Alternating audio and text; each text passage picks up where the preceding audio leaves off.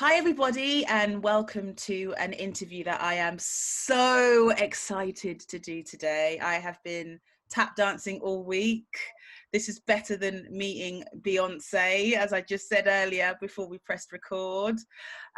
We are so passionate here at Woke Kids Group, the Woke Kids platform, to celebrate and talk about diversity in all forms of media, whether it's books, television and film.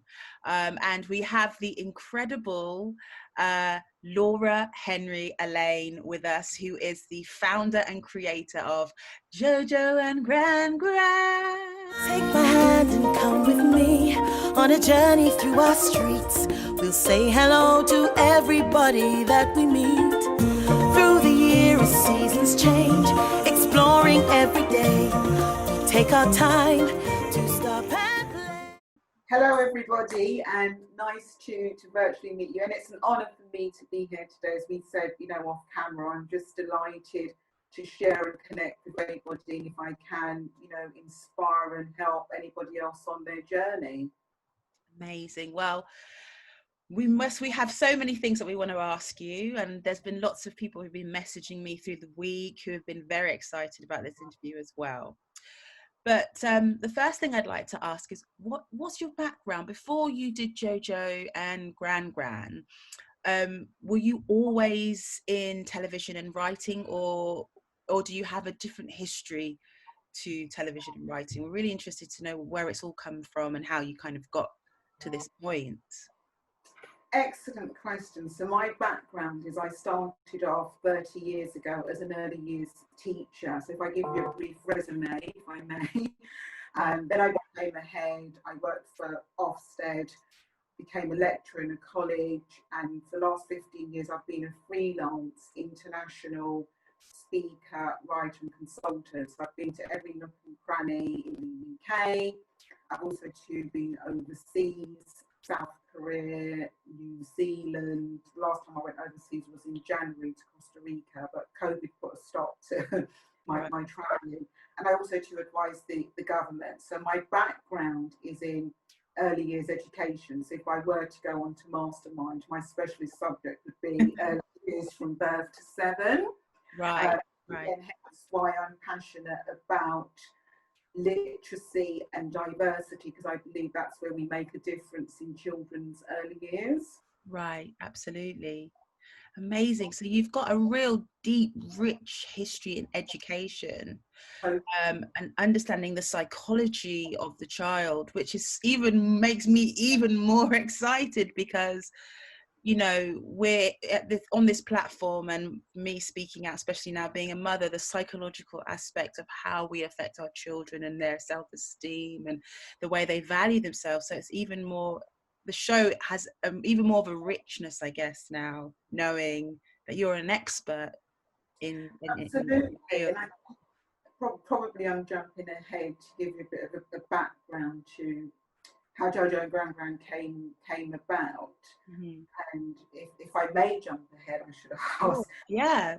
Basically, my grandmother died when she was 101, and I was super close to her, even though she moved back to St. Lucia when I was a child. And when she was 101, my sons and I visited her in St. Lucia, which we normally visit around October time, and it coincided with half term as well. And she shared a story in front of her other family members and friends and said, I remember when Laura was little, I used to go and visit her on a Sunday, and in St. Lucia Creole we call the grandmother Mama. And she said I'd be the only one at the window getting super excited, saying, Mama's coming, Mama's coming. And the tears were rolling down as she shared that story. And I thought, what a wonderful thing for her to remember. Her long-term memory was just as sharp as anything. 3 months after that, she passed away. And obviously I was devastated. We flew back to St. Lucia for funeral, came back.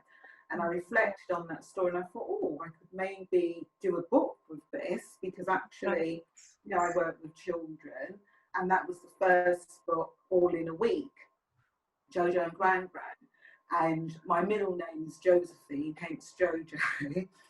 And then it started from there. And cut a long story short, I was doing some work on Rasta Mouse with my education hat on.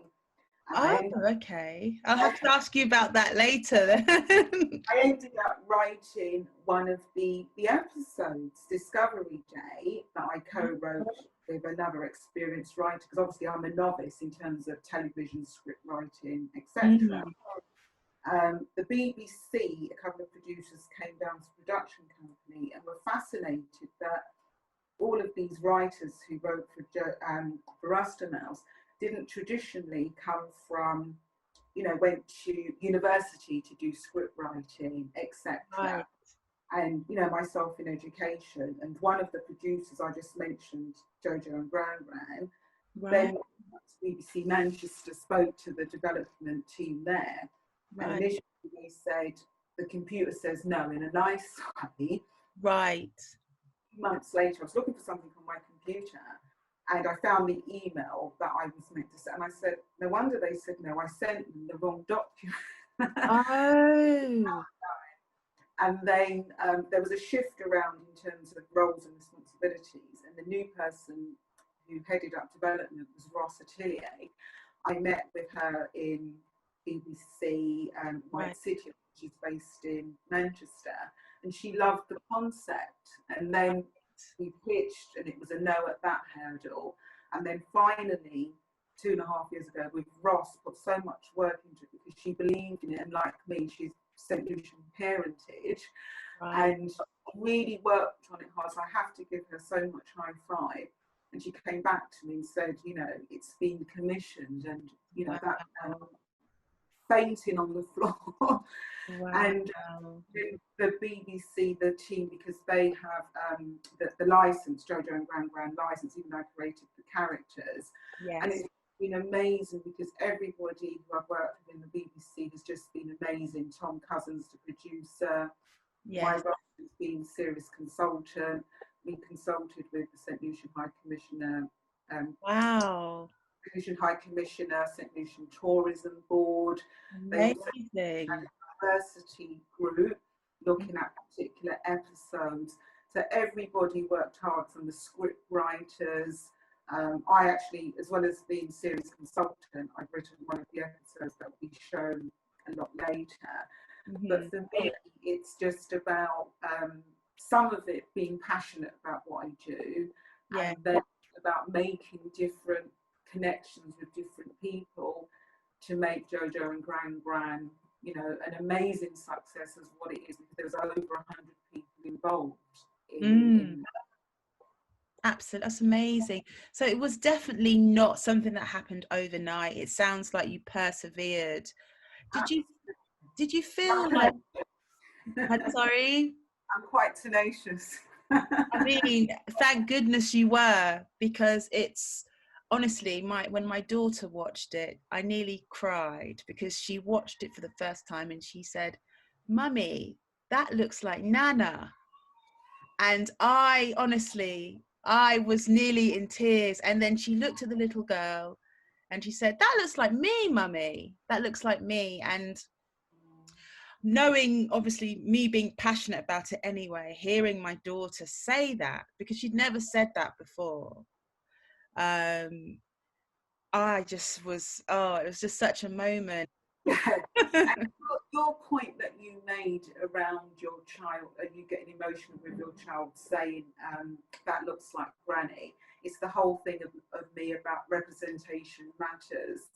And especially when we had the Here episode last week, Monday, that went live, the feedback, I mean, my phone was just blowing up with positive comments saying, you know, at last we've got the opportunity to see ourselves on TV, you know, that's saying you can't be what you don't see, and not just for black children, but for other children as well, to see that actually black children, there's a sense of normality, and they don't feel that level of, oh, but that's a bit odd, and etc.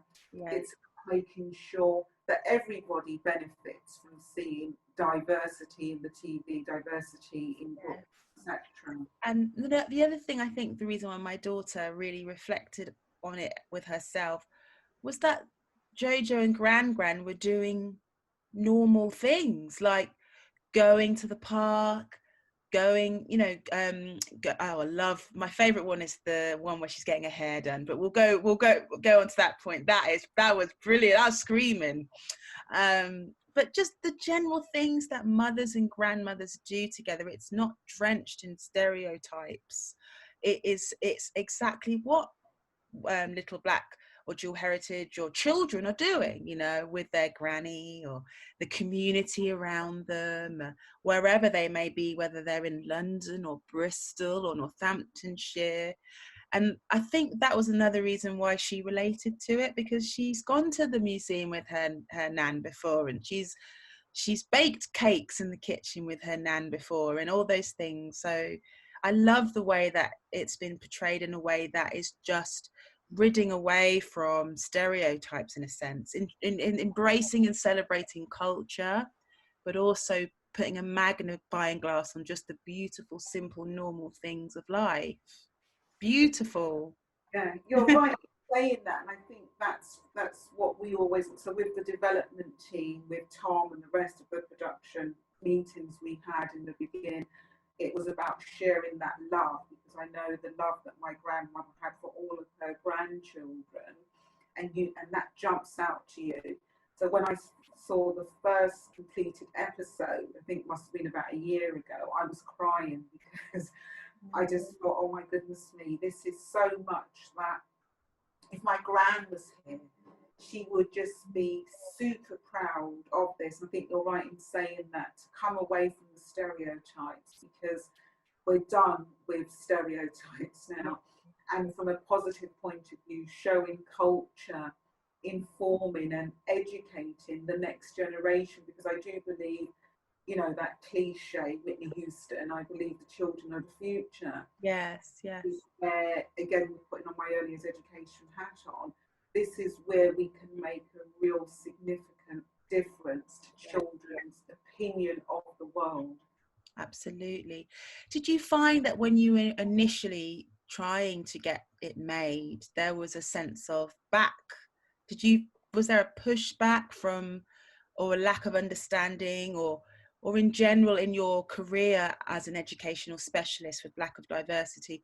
What's the overall reason, do you think, why? Obviously things are changing now, which is fantastic, but what do you think is the reasoning to why there is a lack of diversity? For me, we were in the process, we've written a children's book, and we found it really hard. We literally got emails from publishers saying that we didn't believe that our book would sell. Publishers really need to know. I think obviously since George Floyd and we've had Black Lives Matters, people are really reflecting about what they do, not just in the publishing world, I think in many different sectors as well. You know, I think what I want to say is I think people just need to, in different sectors, stop pigeonholing diversity books and saying they're not going to sell, which I think has been proved wrong with Look Up and Clean Up, and equally too with Hair Love. I think it's about saying, if we look at Look Up, Clean Up, JoJo and Gran Gran, the initial books, it's just stories about little girls in their day-to-day lives.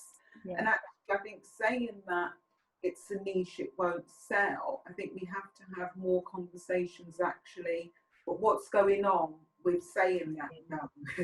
Actually, we know that those books sell. We know that they do go on and win awards, and I feel that we're at a significant moment where we've got a fantastic window of opportunity. So I was doing some research on different types of books that featured Black children. And so Sunday evening, sparks flying off my laptop, so I had a deadline. And a lot of the books that I found that featured Black children were American books. Yeah. Which is good, because also too there are some, you know, similarities, the principles are the same. But I was thinking, well, hold on a minute, the bulk of these books are American. Where are the Black British children picture books? Yes. There are some exceptions. We've got Trish Cook, who my children loved her book so much when that came out. We've got Dapo now. There's been some other significant books. but not a lot. We know there was a research carried out last year, and I believe, if my memory serves, it was like 4% featuring black children. And that has to change, unfortunately. Not just for black children to see themselves, but for every single child. So I think we know there is an argument, so we a market, sorry, but I think that we just need to keep on having honest conversations and stating the case, but actually saying that they're not going to sell. I don't think that washes anymore. What would you say is the bridge to making sure that that happens and schools are representing everybody, more maybe in rural areas as well? I think it is important that all schools, irrespective of geography, are very proactive in diversity. So sometimes schools and nurseries have a tokenistic viewpoint of things in terms of their books and resources. I think it's a really good time for schools to reflect on their equipment resources. And equally too, a book could have, a school rather, could have a doll in their role play area, and the staff tick a box and say, yeah, we've got a black doll. But actually, what's the staff's understanding of diversity in role play? So to me, it goes further than just having visual things that represent diversity in terms of race, disability, etc. But what personal and professional development has the teaching staff actually had to support all types of children? And one of the things that I was doing before lockdown was author visits, and which was obviously, you know, hopefully I'm hoping in the autumn term to start back up again. And that was really, really, I think, good for all children to see a black author coming to their school and to sit down and to talk to them. And again, because of my educational background, I made it, you know, the literacy running all the way through that, and then doing workshops for children in the juniors, Key Stage 2, and for secondary children doing keynotes in terms of, you know, inspiring them. I'm dyslexic. I come from a very working class background, so but I've always been, books have always been, you know, books. Yeah, I can see. Books Yeah, have been important to me.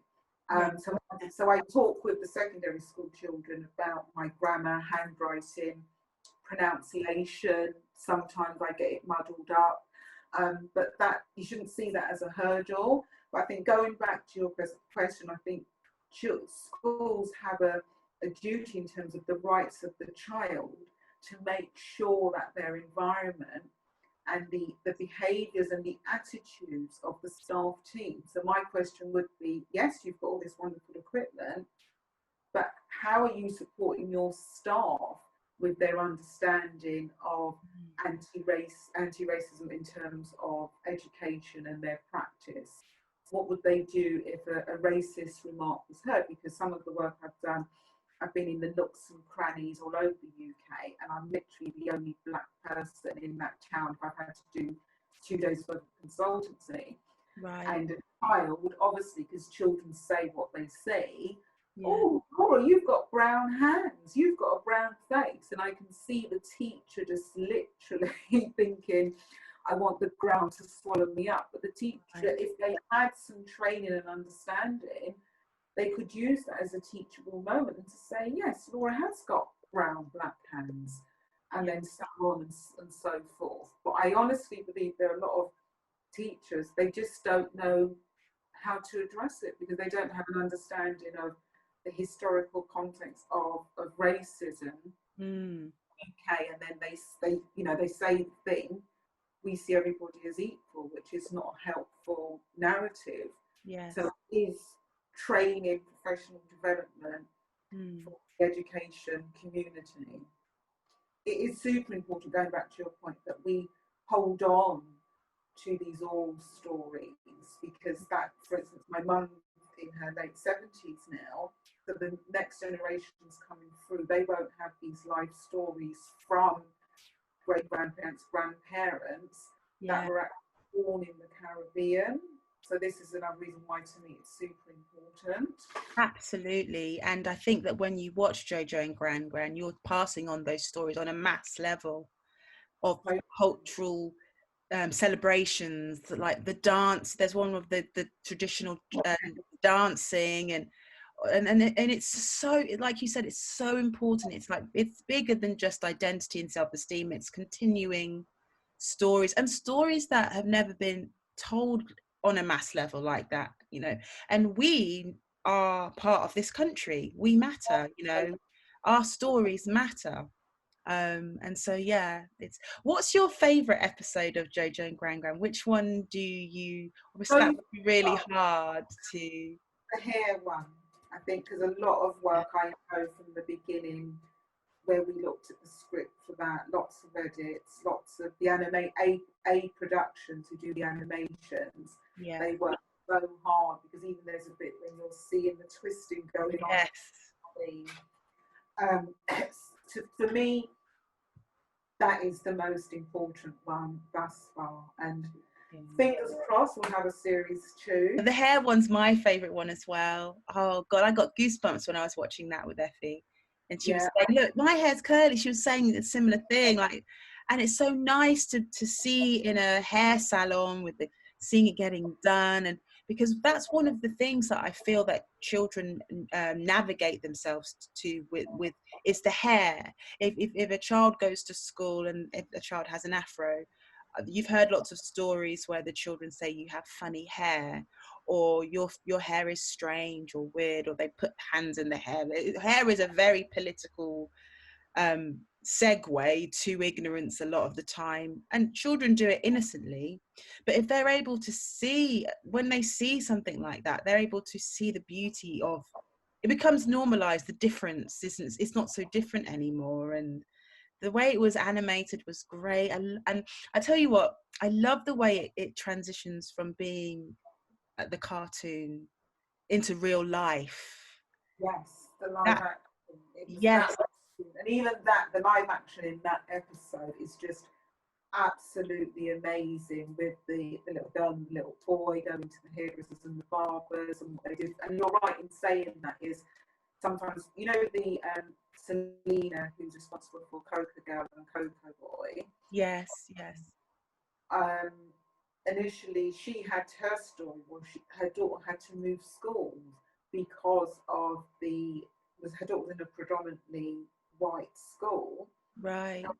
The children, the level of bullying from the other children, so hence why it is super important what she's doing with Coco Girl and Coco Boy on the screen. So I've been tweeting that, saying to all of my educational colleagues, you need this magazine in your schools and your schools, as well as JoJo and Gran. And there are some of my educational colleagues are actually watching JoJo and Gran Gran as an educational piece in their schools.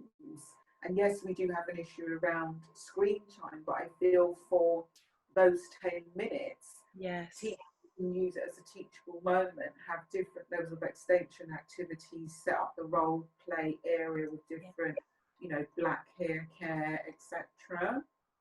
This is brilliant, and it's so needed. It's so an exciting, hopeful window into the future, and it is such an honor to talk to you today.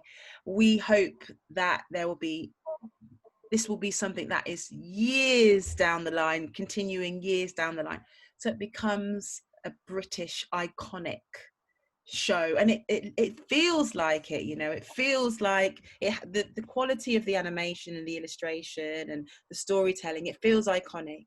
It feels like it's going to be around for a long time, which I think is so important.